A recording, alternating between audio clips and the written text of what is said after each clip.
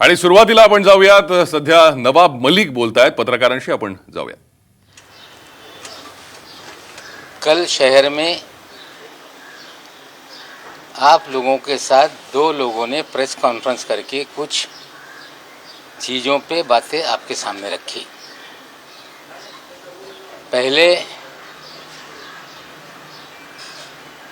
देश के SC commission के डिप्टी चेयरमैन अरुण हल्दर जी ने मीडिया से बात की। परसों उन्होंने कहा था कि समीर दाऊद वानखेड़े ने कोई भी धर्म परिवर्तन नहीं किया। चौंकाने वाली बात है कि एक वैधानिक पद पे बैठा हुआ व्यक्ति, जिसके ऊपर सवाल खड़े हो रहे हैं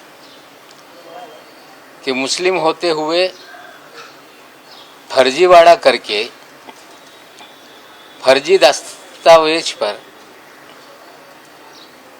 शेड्यूल कास्ट का सर्टिफिकेट बना के सरकारी नौकरी हासिल करने का काम किया। अरुण हल्दर जी एक वैधानिक पद पे बैठकर उस व्यक्ति के घर जाते हैं जिसके ऊपर शक की सुई है। उनके घर पे जाकर कागजात उलट पुलट कर देखते हैं और क्लीन चिट दे देते हैं कि दस्तावेज सही है। उसके बाद देश के सोशल जस्टिस राज्य मंत्री, जिनके पास सोशल जस्टिस विभाग की जिम्मेदारी है, जिनका काम है जो देश में शेड्यूल कास्ट जाति के लोग हैं उनको न्याय देने का काम करे, उनके साथ जस्टिस हो, वे स्वयं बैठकर दाऊद वानखेड़े साहब के साथ प्रेस वार्ता को संबोधित करते हैं और जिसने फर्जीवाड़ा करके सर्टिफिकेट लिया उसका समर्थन करते हैं। ये दुर्भाग्यपूर्ण है। अरुण हल्दर जी भारतीय जनता पार्टी के नेता होंगे, लेकिन उन्हें समझना पड़ेगा कि एससी कमीशन की क्या जिम्मेदारी है, क्या दायित्व है, उसकी कार्यप्रणाली क्या है, जिस पद पर वो बैठे हैं उनका आचरण कैसा होना चाहिए। हमें लगता है सारी मर्यादाओं को वो लांघ रहे हैं। जनरली होता है कि कोई व्यक्ति उस पे अन्याय हो तो वो अपनी शिकायत कमीशन के पास दर्ज कराए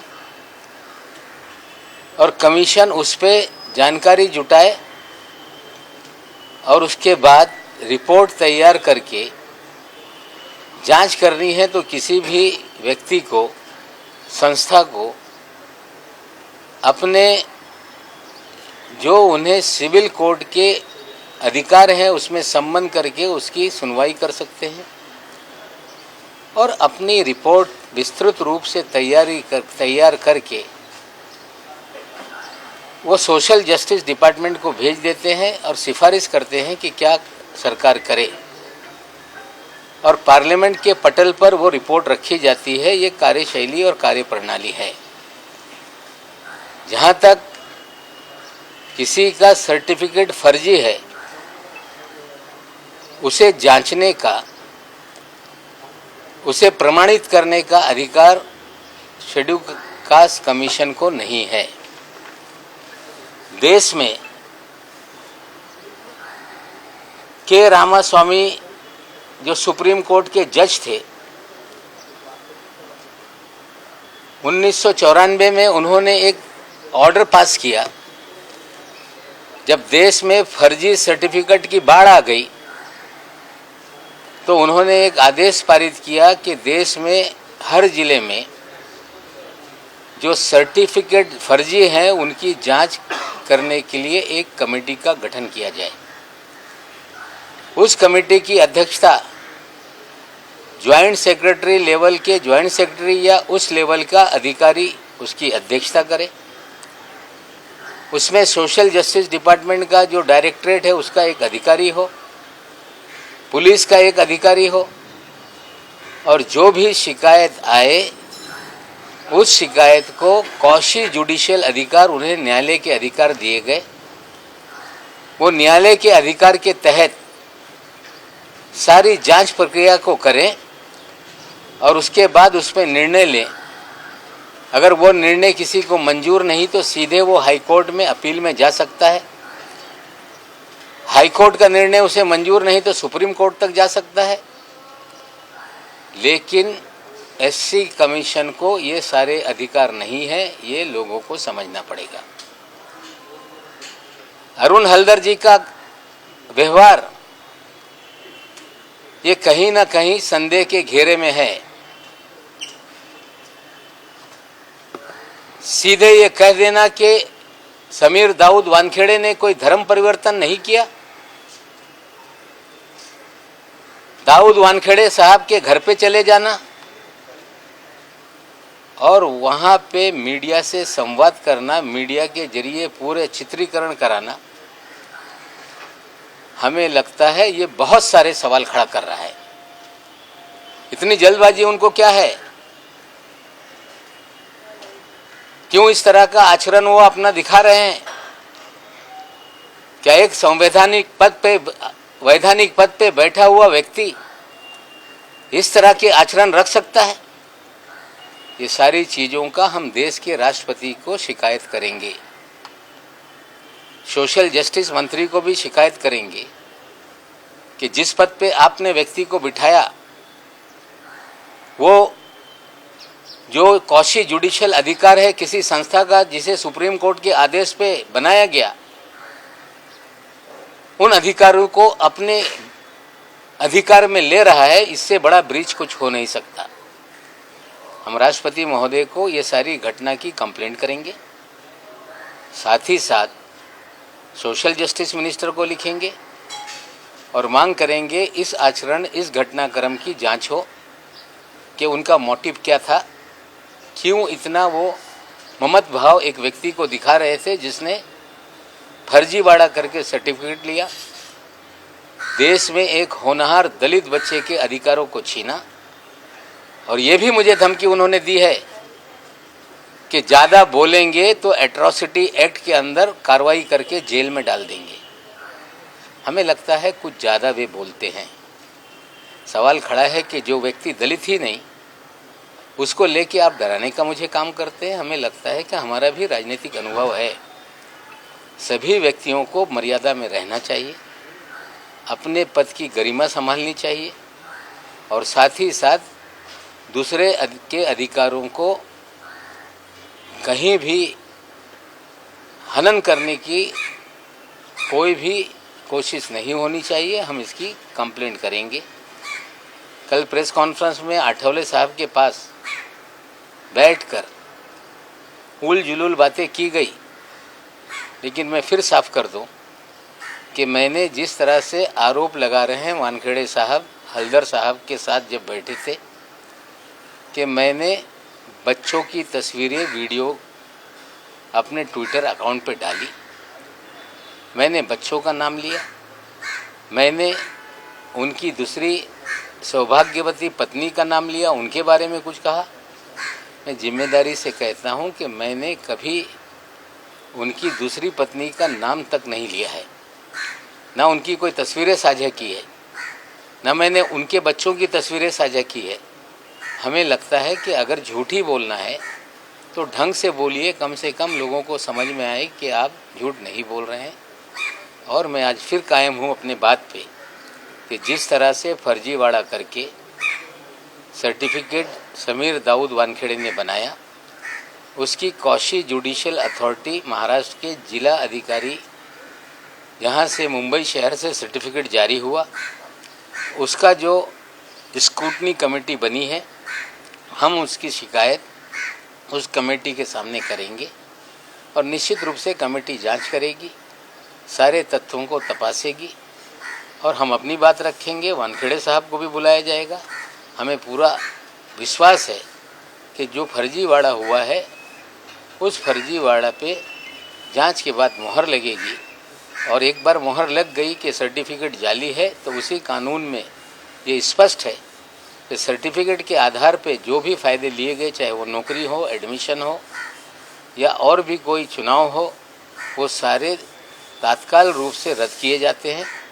जो भी लाभ लिया होगा वो वसूल किया जाता है, और उसी के तहत प्रोविज़न है कि फौजदारी मुकदमा करके 2 साल से 7 साल तक की सज़ा होती है। हम इस मामले को जो भी फोरम है, हमारा वैलिडिटी कमेटी जिसे जात पड़तालनी समिति महाराष्ट्र में कहते हैं, वहाँ पे ये मामला ले जाएंगे। साथियों, और एक विषय बहुत गंभीर है। पिछले 9 महीने से जब से हमारे दामाद को नाजायज़ तरीके से फंसाया गया, 8.5 महीना जेल में रहकर आया, और 12 अक्टूबर को कोर्ट के आदेश में स्पष्ट हो गया कि धाराएं गलत तरीके से लगाई गई, और हम उसको लेके हाई कोर्ट में मामला निरस्त करने के लिए जाएंगे। आगे कानूनी लड़ाई है वो लड़ेंगे, लेकिन पिछले लगभग 10 महीने से भारतीय जनता पार्टी के सभी नेता, नवाब मलिक ड्रग के कारोबार से जुड़ा हुआ है, उनका दामाद जेल में है, और कोई ऐसा नेता नहीं था जिसने इस तरह के बयान नहीं दिए। लेकिन बहुत सारे नेता ऐसे हैं महाराष्ट्र में भारतीय जनता पार्टी के, जिनका ड्रग के कारोबारियों से घनिष्ठ रिश्ते हैं। आज सभी नामों की चर्चा नहीं होगी, लेकिन मैं आपको बता दूं कि एक व्यक्ति है जयदीप राणा। मैंने अपने ट्विटर पे उसका फोटो डाला है, और आज मुंबई तक जो इंडिया टुडे ग्रुप का एक मराठी का वेब चैनल है, उस पे भी खबर आई है। एक वर्मा नाम के व्यक्ति ने सारी जानकारी उसमें रखी है। हम बताना चाहते हैं देश को कि जयदीप राणा जेल में बंद है। जो दिल्ली का केस है 8/40 DZU 2020 का, मेरी जानकारी है कि एक सुनवाई में उसे कोर्ट में हाजिर नहीं किया गया, जिसमें दिल्ली के एनसीबी के जोनल यूनिट ने कहा कि वो जेल में है, और जानकारी ऐसी है कि वे साबरमती जेल में हैं। ड्रग ट्रैफिकिंग के केस में गिरफ्तारी हुई है, लेकिन उनके रिश्ते महाराष्ट्र के पूर्व मुख्यमंत्री श्री देवेंद्र फडणवीस जी से भी हैं। आपको बता दें कि महाराष्ट्र में जब वे मुख्यमंत्री थे, मुख्यमंत्री रहते समय उनकी पत्नी ने एक रिवर सॉन्ग चल चल मूवी मुंबई नदी संरक्षण अभियान के नाम से एक रिवर सॉन्ग बनाया था। उसमें सोनू निगम जी ने गाना गाया था, और देवेंद्र जी की पत्नी ने भी गाना गाया था। उसमें देवेंद्र फडणवीस जी ने भी अभिनय किया था, और साथ में मुंगंटीवार जी ने भी अभिनय किया था। मैं थोड़ा आपको दिखा देता हूँ और बाद में आपसे शेयर कर लूँगा।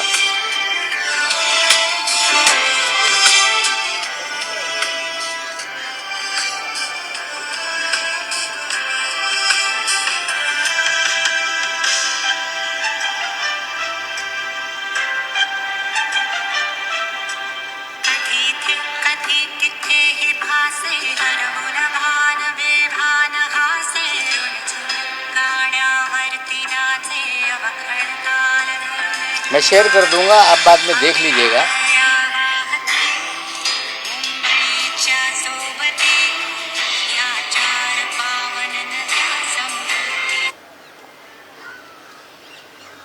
गाना गाती हैं, अच्छी बात है। नदियों को लेकर गाना गाएं, अच्छी बात है। सोनू निगम जी के साथ अभिनय करें, अच्छी बात है। देवेंद्र जी अभिनेता बन जाएं, अच्छी बात है। मोंगंटीवार जी अभिनेता बन जाए, अच्छी बात है। डायरेक्टर उसके सचिन गुप्ता थे। सिंगर अमृता फडणवीस एंड सोनू निगम, उसको म्यूजिक दिया था, जो गाना लिखा था वो अभिजीत जोशी जी ने। क्रिएटिव हेड उसके मनीष खानका थे और उसके फाइनेंस हेड जयदीप राणा जी थे। ये कह देना कि सार्वजनिक जीवन में कौन किसके साथ तस्वीरें खींच लेता है हमें पता नहीं। तस्वीर तो ऐसी है कि एक दूसरे को तुम शैतान हो, तुम शैतान हो, इस तरह की तस्वीर है। मैंने पूछा ये निशान क्या होता है, मेरे बच्चों ने कहा कि यू आर एविल। अब कौन शैतान है मुझे पता नहीं, लेकिन ये शैतान जो नशे का कारोबारी है, ड्रग पेडलर है। एक टी सीरीज ने जो गाना रिलीज किया था जिसमें अमृता फडणवीस जी ने गाना गाया था, अभिनय किया था, देवेंद्र जी ने भी अभिनय किया था। उस समय के जो महाराष्ट्र के फाइनेंस मिनिस्टर थे मुंगंटीवार साहब ने भी उसमें अभिनय करने का काम किया था। ये कह देना कि हमसे कब मिले हम नहीं जानते, फिर बचाव करेंगे कि मुझे मालूम नहीं था ये कौन आदमी फाइनेंशियल हेड बन गया। लेकिन देवेंद्र जी के जयदीप राणा के रिश्ते बहुत घनिष्ठ थे। एक तस्वीर और डालता हूं कि गणपति देवेंद्र जी के घर पे है या जयदीप राणा के घर पे मुझे पता नहीं, लेकिन गणपति दर्शन के लिए देवेंद्र फडणवीस, जयदीप राणा ये साथ में है। इसकी तस्वीर मैं रिलीज करता हूं। ये सिर्फ मामला इतना ही नहीं, मामला महाराष्ट्र में ड्रग के बड़े कारोबार का है। कल मैंने कहा था कि देवेंद्र फडणवीस का एक वजह इसी शहर में रहता है, नीरज गुंडे, जिसको पूरी तरह से पिछली सरकार में मुख्यमंत्री निवास में एक्सेस था, मुख्यमंत्री कार्यालय में एक्सेस था, सारे अधिकारियों के चैम्बर में एक्सेस था, सारे पुलिस के ट्रांसफर वो तय करता था, ब्यूरोक्रेसी के ट्रांसफर वो तय करता था और पूरी तरह से उगाई उसी के जरिए महाराष्ट्र में की जाती थी। और देवेंद्र जी जब भी नई मुंबई की तरफ, पूना की तरफ प्रस्थान करते थे तो शाम में उनके घर में हाजिरी लगती थी और लगातार नीरज गुंडे के घर पर वो बैठते थे और वहीं से सारा देवेंद्र जी का माया जाल चलता था। सरकार बदलने के बाद महाराष्ट्र में जो भी केंद्रीय एजेंसियां हैं, चाहे ईडी हो, चाहे सीबीआई हो, चाहे इनकम टैक्स हो, चाहे एनसीबी हो, यही देवेंद्र जी का वाजे सारे कार्यालयों में फिरता नजर आ रहा है। अधिकारियों के तबादले में भी करोड़ों रुपए वसूले जा रहे हैं। समीर दाऊद वानखेड़े जो पिछले 14 साल में इस शहर में लगातार अलग अलग विभाग में काम करता है, उसके भी तबादला करने के पीछे महाराष्ट्र के पूर्व मुख्यमंत्री देवेंद्र फडणवीस हैं और उसे लाया इसीलिए गया कि आप पब्लिसिटी करके नाजायज लोगों को फंसाया जाए और ड्रग का खेल इस मुंबई और गोवा में चलता रहे, इसलिए समीर वानखेड़े को लाया गया। बड़े बड़े ड्रग पेडलर, चाहे वो काशिफ खान हो, उसे छोड़ दिया जाता है। ऋषभ सचदेवा को आमिर फर्नीचर वाला को और प्रतीक गाबा को छोड़ दिया जाता है।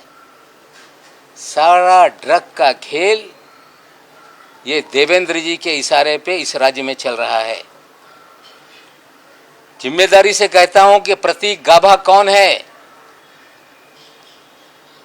प्रतीक गाबा को क्यों छोड़ा गया, प्रतीक गाबा इस शहर में क्या करता है, किन होटलों में पार्टी ऑर्गेनाइज करता है। एक टेबल की कीमत 5 लाख, 10 लाख, 15 लाख कैसे होती है, मैं आज प्रतीक गाबा के बारे में नहीं बताऊंगा, लेकिन इस खेल में प्रतीक गाबा सबसे बड़ा किरदार है, जो आने वाले दिनों में उसको हम आप लोगों के सामने रखेंगे। पूरा ड्रग का मास्टरमाइंड, ड्रग के खेल का मास्टरमाइंड, हमें लगता है महाराष्ट्र का पूर्व मुख्यमंत्री है क्या, यह सवाल हमारे दिमाग में खड़ा हो रहा है। क्यों नीरज गुंडे जाकर बैठता है, क्यों बीजेपी के लोग छूट जाते हैं और ये कह देना कि मेरा कोई संबंध नहीं, यही कहेंगे कि हमें पता नहीं था, पता था।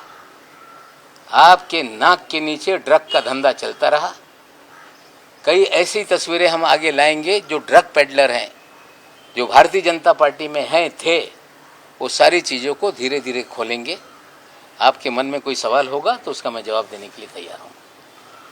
सर, आप डायरेक्टली नाम बोल रहे हैं कि देवेंद्र फडणवीस ड्रग्स का काम करते थे, उनकी शाह पे सब कुछ हो रहा है। उनके संरक्षण में ड्रग का धंधा चल रहा है, चल रहा था। जिस तरह से जयदीप राणा की तस्वीरें आई, ये योगा योग नहीं कि वो उनके गाने का फाइनेंशियल हेड है, उसके बाद भी उनकी घनिष्ठता एक उनके घर की तस्वीर से दिखती है। जो देवेंद्र जी का वजह है, वो लगातार एनसीबी ऑफिस में बैठता है। पूरा ड्रग का खेल कहीं ना कहीं देवेंद्र जी के आशीर्वाद से महाराष्ट्र में चल रहा है, चल रहा था, ये स्पष्ट है। और हमें लगता है, हम मांग करते हैं कि जिस तरह से लगातार हाई कोर्ट में लोग जा रहे हैं कि इसकी सीबीआई जांच हो, सुप्रीम कोर्ट में एक पीआईएल दाखिल किया गया, नवाब मलिक को बोलने से रोका जाए, मामला जो मुंबई पुलिस जांच कर रही है उसे निकाल लिया जाए। मुंबई पुलिस ये ड्रग की जांच नहीं कर रही है, मुंबई पुलिस जांच कर रही है एक्सटॉर्शन की, मुंबई पुलिस जांच कर रही है किडनैपिंग की। सीबीआई को अगर जांच करानी है तो सारी जांच हो कि इस शहर में देवेंद्र जी का ड्रग के धंधे में क्या कनेक्शन है, जयदीप राणा का उनकी क्या रिश्ते हैं, नीरज गुंडे किस तरह से इस सारे खेल में इन्वॉल्व है। हम मांग करते हैं कि अगर उन्हें निर्दोष अपने आप को साबित करना है तो कोई जुडिशियल इंक्वायरी बैठ जाए या सीबीआई इसकी जांच करे, हम मांग करते हैं। नवाबजी, तुम्ही आता बोलताना असं म्हणालात की नीरज गुंडेजा हा फडणवीसांच्या काळातला वाजे आहे, याचा अर्थ वाजे हे चुकीचं काम करतात हे तुम्ही मान्य करता? हो, मान्य है। सचिन वाजे हा चुकीचा काम करत होता हे आम्हाला मान्य आहे, पण तो पण परमवीर यांचा पंटर होता। ठीक आहे, त्यांनीच त्याला कुठेतरी नोकरीमध्ये रुजू करून घेतला होता। आज चर्चा त्याची नाही। आज देवेंद्रजी या शहरामध्ये जे ड्रग रॅकेट आहे त्यांना संरक्षण देत आहे, वानखेडे यांना त्यांना आणलेलं आहे, हे प्रश्न आज मी उभा करतोय। धन्यवाद। ज्युडिशियल इन्क्वायरी कुणी सुरू करावी अशी मागणी नाही, ठीक आहे, ज्युडिशियल इन्क्वायरी आता केंद्र सरकारने नेमली पाहिजे, नाहीतर यांची मागणी आहे की सीबीआय केस ट्रान्सफर केलं पाहिजे। होय, ड्रग प्रकरणी सीबीआय तपास करू शकते, ते सगळं तपास करत असताना देवेंद्रजीचा पण जे काय रोल आहे, जे काय गुंडेचा रोल आहे, ते पण तपास तुम्ही त्यांना द्या, आम्ही मागणी करतो। धन्यवाद। सर, या फोटो व्यतिरिक्त अजून काय पुरावे तुमच्याकडे फडणवीसांच्या विरोधात? तुम्ही केवळ 2-3 फोटो टाकतायत एका व्यक्तीबरोबरचे, हे पुरावे असू शकत नाही? तुमच्याकडे अजून काय महत्त्वाचे पुरावे आहे फडणवीसांच्या विरोधात आणि ते तुम्ही कोणाला देणार? असं आहे, पुरावे मी देत नाही, पुरावा त्या गाण्याचा फंडर हा जयदीप राय आहे। जर तुमच्या एका फिल्मच्या फंडर हा ड्रग पेडलर असेल याच्यापेक्षा जास्त पुराव्याची गरज नाही. नवाब भाई देवेंद्र फडणवीस का बोलना है कि बड़े नेता हैं, बड़े पद पर हैं, कोई भी आके फोटो खिंचा सकता है, तो हर फोटो हाँ, वेरिफिकेशन नहीं कर सकते हैं। फोटो का सवाल नहीं है, गाने का वो फाइनेंस हेड है. हम कहाँ फोटो पे सवाल उठा रहे हैं? फोटो तो किसी के साथ किसी भी की आ सकती है, ये फोटो पे सवाल नहीं. उस गाने के फंडिंग पे सवाल है, फोटो पे हम सवाल नहीं खड़ा कर रहे. नवाब भाई, एक और सवाल- देवेंद्र फडणवीस यांना समीर वानखेडेंना आणलं असं तुमचं म्हणणं आहे का? तुम्ही आता बोलताना तसं बोलला. आणि निश्चित रूपाने त्यांनी अर्ज केला, त्याची बदली करण्यात आली. येऊन महाराष्ट्राला बदनाम करायचा, आघाडी सरकारला बदनाम करायचा, फिल्मवाल्याला कुठेतरी टार्गेट करून पब्लिसिटी घ्यायची. आणि हे पब्लिसिटी होत असताना जे मोठे मोठे ड्रग माफिया आहेत त्यांना संरक्षण द्यायचं आहे. या महाराष्ट्रामध्ये प्रत्येक एजन्सीमध्ये कोण अधिकारी कुठे बसेल, कोण अधिकारी कुठला तपास करेल, कुणाला खोटे केसेस में अडकवायचा, लोकांच्या मनात भीती निर्माण करायचा, हे सगळं 2 वर्षापासून खेळ सुरू आहे. आणि देवेंद्र हे सगळे कट कारस्थान रचत आहे आणि लोकांच्या मनात भीती निर्माण होईल नेत्याचे, त्यासाठी हा सगळे यंत्रणेचा वापर ते करत राहिले. एक विषय राहून गेला होता, मी आपल्याला बोलू इच्छितो आहे. किरीट सोमय्या यांनी काल पवार साहेबांच्या बाबतीत काही ऐकरी भाषेमध्ये शब्दांचा उच्चार केला. त्यांनी प्रश्न निर्माण केला. ठीक आहे, आरोप करताना मुंडे साहेब हयाती असताना हे आरोप होत राहिले. त्यानंतर महाराष्ट्रामध्ये 5 वर्ष त्यांच्या सरकार आलं.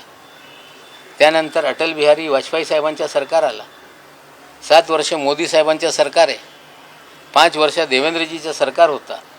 हे आरोप करत असताना त्या काळामध्ये संरक्षण मंत्री असताना रमेश दुबे साहेब हे मंत्री होते. त्यांच्यासोबत बनारसमधून काही लोक विमानात आले होते आणि त्यांच्यावर जे काही होता त्या काळामध्ये कारवाई झाली.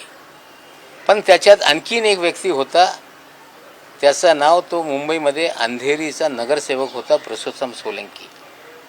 त्यांच्यावर पण गुन्हा त्या काळात दाखल करण्यात आला, ताळा लावण्यात आला. नंतर ते गुजरातला भावनगरला शिफ्ट झाले, अपक्ष आमदार म्हणून निवडून आले. त्यांच्या छोट्या सखीलशी दाऊदशी कनेक्शन होता. मी किरीटजी आपल्याला विचारू इच्छितो, माहिती घ्या. तो छोटा सकील आणि दाऊदचा माणूस ज्याच्यावर आमच्या सरकार असताना त्या 92-93 मध्ये कारवाई झाली होती, तुरुंगात टाकण्यात आला होता. नंतर मुंबई सोडून ते गुजरातला शिफ्ट झाले, भावनगरमधून आमदार झाले आणि मोदी साहेबांनी स्वतःच्या मंत्रिमंडळामध्ये 10 वर्ष त्यांना मंत्री ठेवलं होता. किरीटजी मोदी साहेबांना विचारा, हा दाऊदशी संलग्न माणूस तुमच्या मंत्रिमंडळात कसा होता, याचं उत्तर तुम्हाला मिळेल. नवाब भाई, आपसे क्वेश्चन. नवाब भाई, आहे की तुम्ही मंत्रिपदाचा जो आहे भंग करत आहात मुक्ततेचा, त्यामुळे तुमचा राजीनामा घ्यायला हवा असं ऐका. मी कुठलेही यंत्रणेचा वापर करत नाही. हे सगळे सोर्सेस माझे आहे. गैर काही होत असेल तर निश्चित रूपाने त्याच्यावर प्रश्न निर्माण करण्याचा माझा अधिकार आहे. कुणाला वाटत असेल की मला मंत्रिमंडळातून ते काढू शकताय, कुणाला मंत्री करायचा हे अधिकार माननीय मुख्यमंत्रीचे असते. भाजपवाल्यांचा अधिकार नाही कुणा मंत्री करायचा कुणा काढायचा. त्यांनी जरा नियम वाचून बघावा. नवाब भाई, बीजेपी देवेंद्र फडणवीस ने बड़ा एलिगेशन लगाया है आपने, इसका मोटिव क्या हो सकता है? जो आप बोले कि 1.5-2 साल से वो पूरे ऑफिस में मैं मोटिव क्या है? ड्रग का धंधे से पैसे कमाना, ड्रग के धरने से बड़े पैमाने पे उगाही करना. कौन कमा रहा है? कहीं ना कहीं अगर वो प्रोटेक्शन दे रहे हैं तो उनको कुछ ना कुछ तो मिल रहा होगा. सर, जयदीप राणा तो जेल में है, तो फिर कैसे बीजेपी के साथ आप संबंध होने की बात कह रहे हैं? अरे भाई, आपको फिर आप देख लो ना गाना, नदी वाला गाना जो आप देखेंगे, जिसमें अमृता फडणवीस मैडम ये गाना गा रही हैं, सोनू निगम ने गाना गाया है, देवेंद्र फडणवीस उसमें अभिनय कर रहे हैं, मुनगंटीवार उसमें अभिनय कर रहे हैं. उसकी डिटेल आप देखेंगे तो उसमें फाइनेंस हेड ये जयदीप राणा है. सर, दाऊद कनेक्शन आपने बोला, से हिंदी में बता सकते हैं कि क्या कनेक्शन है दाऊद का अंडरवर्ल्ड का? हिंदी में देखिए, किरीट सोमैया जी पवार साहब को लेके बदतमीजी उन्होंने की और भाषा का जिस तरह का उपयोग किया ये शोभनीय नहीं है. उन्होंने बनारस से एक जहाज में, जो पूर्व हमारे मंत्री हैं रमेश दुबे जी, अंधेरी से वो जीते थे, उसी क्षेत्र के 2 लोग मुंबई आए थे, जिसको लेके शोर मचा कि दाऊद के लोग पवार साहब के जहाज में आए।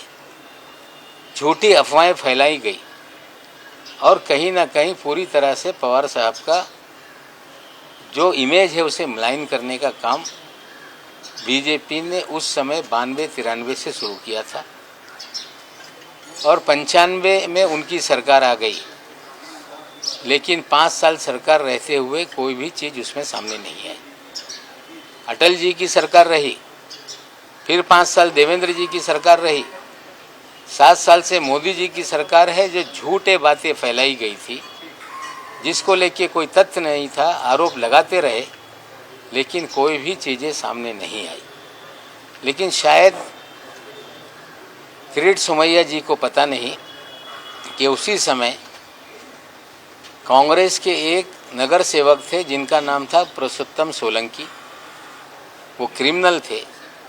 उनके छोटा शकील और दाऊद से संबंध होने के कारण उन पे मुकदमा दर्ज हुआ, उन पे टाड़ा लगा और उसके बाद वो मुंबई छोड़कर गुजरात के भावनगर, जहां उनका मूल गांव था, वहां शिफ्ट हो गए। उसके बाद वो विधायक बने इंडिपेंडेंट और फिर भारतीय जनता पार्टी के टिकट पे वे चुनाव लड़े। और वो व्यक्ति जिसका संबंध छोटा शकील से था, दाऊद इब्राहिम से था, 10 साल तक मोदी जी के मंत्रिमंडल में गुजरात में मंत्री रहे। अगर ये जानकारी किरीट जी को नहीं है तो हमें लगता है कि वो जानकारी जुटाएं और फिर उल जुलूल बातें करें।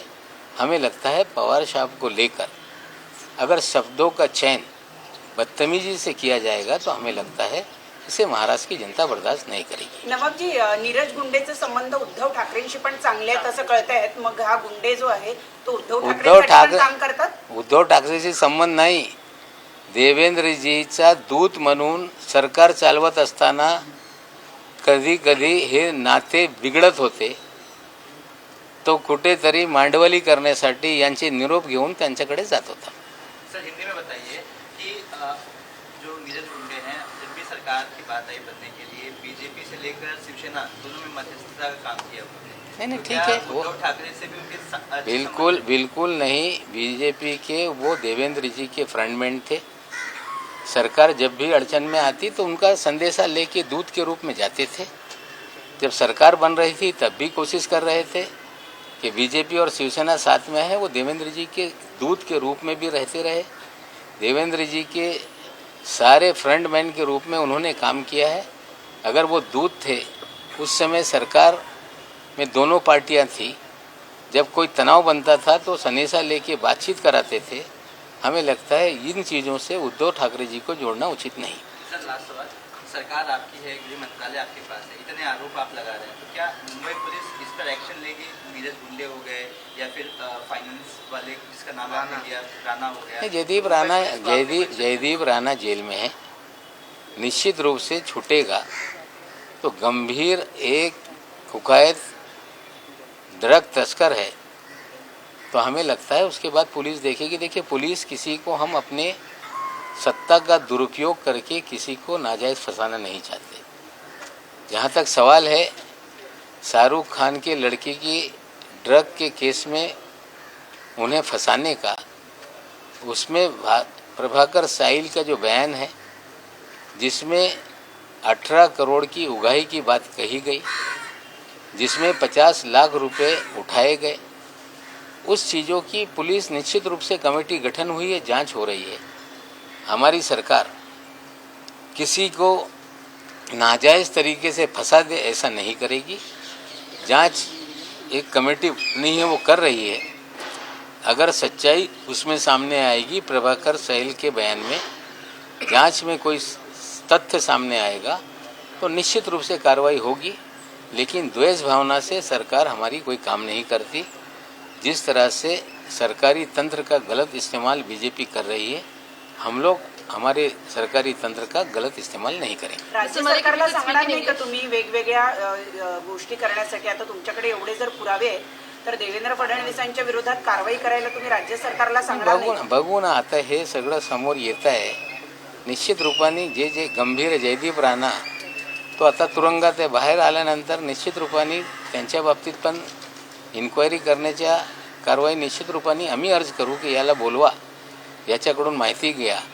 ड्रग्सचा जो धंदा मुंबईमध्ये महाराष्ट्रामध्ये सुरू आहे त्याच्यात कोणाकोणाचा काय रोल है याची माहिती निश्चित रूपाने पुलिस यंत्रणा घेईल. नवाब भाई, आपके ट्वीट के बाद बीजेपी नेता मोहित कंबोज ने ट्वीट कर दिया कि और आपको इशारों में कहते कि सलीम जावेद है, बंटी बबली है, डेली नया सगुफा लेके आते हैं और प्रेस कॉन्फ्रेंस करते रहते हैं. हमें लगता है जिनका अपना किरदार डकैती का, चोरी का, फ्रॉड का है, ऐसे लोगों को जवाब देना हमारे लिए बेहतर नहीं है. इस तरह के बहुत सारे लोग हैं, उल जुलूल बातें करेंगे, उल जुलूल बातों का जवाब देना ठीक नहीं. सर 100 करोड़ का डेफेमेशन भी तो डाल दिया उन्होंने, और एक और मालगांव में भी. ठीक है, वो तो जो भी कानूनी कार्रवाई होगी उसके लिए हम तैयार हैं, लड़ेंगे. एक नहीं 1000 केस डाल दें, हम कहीं डरते हैं क्या किसी से? कानूनी लड़ाई है, वो लड़े, हम लड़ेंगे, न्यायालय में भी सिद्ध करेंगे. एक बार न्यायालय में आ जाए तो चीज़ें देखेंगे. हम किसी से कोई डेफेमेशन का मामला हो या कोई जान से मार देने की धमकी दे. कुछ लोग बोलते हैं कि दिवाली के पहले ईडी का छापा नवाब मलिक के घर पे बढ़ जाएगा, इनकम टैक्स के छापे पड़ेंगे. हमें लगता है इस तरह की गीदड़ भक्ति से नवाब मलिक डरने वाला नहीं है. सर, मोहित कंबोज ने एक ट्वीट ये भी किया है कि जो देखिए, चोर की बात का मैं जवाब नहीं देता. सर, सचिन वाजे चोर के बात का जवाब नहीं देता. Mr. Malik, if you could speak in English, could you tell us what exactly is the allegation that you're leveling against Mr. Fadnavis? See, I have said already, a person named Jaydeep Rana is in jail in a drug peddling case. He has funded a song sung by Amrita Fadnavis ji, Sonu Nigam, and there was a role of Devendra Fadnavis ji and Mungantiwar ji also there. The Jaydeep Rana was the financial head of that production. After that also, he had been a frequent visitor to the CM house. Definitely, these things raise many of the questions, and I demand there should be a CBI inquiry into the matter, because a drug peddler is connected with BJP high profile leader. Wankhede has been posted on his behalf. Wankhede is a kingpin for running high profile drug business in the city of Mumbai, and just सारा drug का खेल ये देवेंद्र जी के इशारे पे इस राज्य में चल रहा है. जिम्मेदारी से कहता हूं कि प्रतीक गाभा कौन है इस खेल में? प्रतीक गाभा सबसे बड़ा किरदार है. पूरा ड्रग का मास्टरमाइंड, ड्रग के खेल का मास्टरमाइंड. क्यों बीजेपी के लोग छूट जाते हैं और ये कह देना कि मेरा कोई संबंध नहीं, यही कहेंगे कि हमें पता नहीं था. पता था. आपके नाक के नीचे ड्रग का धंधा चलता रहा. एक व्यक्ति है जयदीप राणा, मैंने अपने ट्विटर पे उसका फोटो डाला है, और आज मुंबई तक जो इंडिया टुडे ग्रुप का एक मराठी का वेब चैनल है उस पे भी खबर आई है